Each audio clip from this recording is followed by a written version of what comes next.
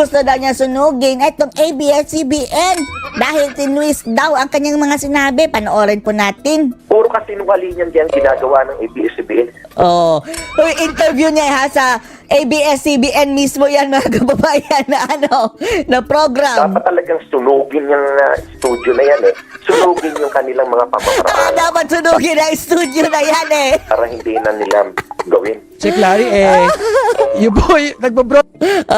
Pakinggan mo ulit Yung kanilang mga... Dapat talagang sunugin yung studio na yan Sunugin. Sunugin ang studio na yan. Umalis na kayo dyan, baka masunog kayo. Oh. Yung boy, nagbabroadcast ko kami ngayon sa ABS-CBN. So, wag naman. Napatawa na lang ang reporter mga kababayan. Dapat isara na yung...